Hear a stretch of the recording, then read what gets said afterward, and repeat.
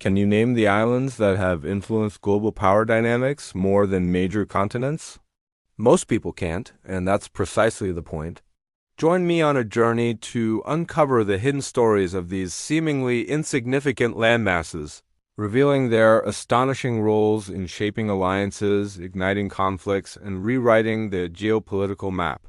We're about to discover that in the grand game of global power, size truly doesn't matter. Did you know a nation smaller than your local park could hold the key to global trade?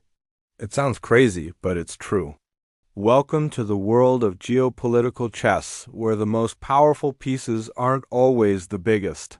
For centuries, small, often overlooked islands have been the secret pawns, knights, and even queens in the epic contests between empires and superpowers. These aren't just vacation spots. They are strategic anchors, unsinkable aircraft carriers, and gateways to the world's most vital resources. Today, we're pulling back the curtain to reveal why these tiny dots on the map have always been, and still are, at the very center of global power plays. From ancient trade routes to modern-day digital highways, their influence is staggering. So get ready as we explore the unseen powerhouses that have secretly shaped our world. Let's turn back the clock. History is filled with epic tales of small islands punching far above their weight. Take Malta, for instance. During World War II, this tiny Mediterranean rock became one of the most bombed places on Earth. Why? Because its location was absolutely critical for controlling shipping lanes between Europe and North Africa. Whoever held Malta could effectively choke their enemies' supply lines. It was a linchpin, and both the Allies and the Axis powers knew it. Possession of this one small island helped determine the outcome of the entire North African campaign. Now, let's jump across the globe to the vast Pacific Ocean during the Cold War. Islands like Guam, Okinawa, and Diego Garcia became household names, not for their beaches, but for their sprawling military bases. These specks of land provided the United States with forward deployment capabilities, allowing them to project power thousands of miles from their own shores. They were the crucial stepping stones that underpinned America's entire Pacific strategy, acting as listening posts, naval bases, and launch pads for air power. The struggle for influence over these islands wasn't just a sideshow. It was a central theater in the ideological battle between East and West, colonization, conflict, and the quest for control over naval routes and resources turned these paradise islands into high-stakes battlegrounds. Fast forward to today, and you might think the age of island-hopping campaigns is over. Think again. The game has changed, but the board pieces remain just as critical. Forget pirates and galleons. The modern treasure is control over international waters, digital information, and deep-sea resources. Look no further than the South China Sea. Nations are fiercely contesting ownership of tiny, barely habitable landforms, like the Spratly and Paracel Islands. Why? Because owning these islands grants you control over vast stretches of ocean, home to rich fishing grounds, potential oil and gas reserves, and some of the busiest shipping lanes in the world. It's a high-stakes claim for economic and military dominance. But the strategy goes deeper, literally. Our entire digital world runs on a network of undersea cables that carry nearly all international internet traffic. These cables have to make landfall somewhere, and often, that somewhere is a strategically located island. An island nation that hosts a key cable landing station suddenly has immense leverage. It's the digital equivalent of controlling a vital mountain pass.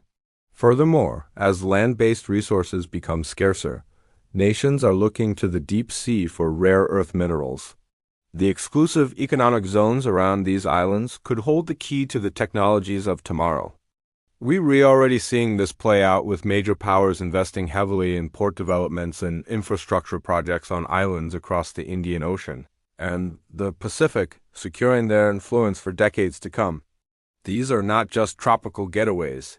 They are the toll booths of the 21st century. Now, a new powerful force is redrawing the map once again: climate change. For many island nations, rising sea levels are an existential threat. But this crisis is also creating a new geopolitical front. As coastlines vanish and freshwater sources dwindle, the world could face waves of climate refugees, creating unprecedented diplomatic and humanitarian challenges for larger nations. Who is responsible? Who will help? These questions are already becoming bargaining chips in international climate negotiations, giving these vulnerable nations a unique, powerful voice.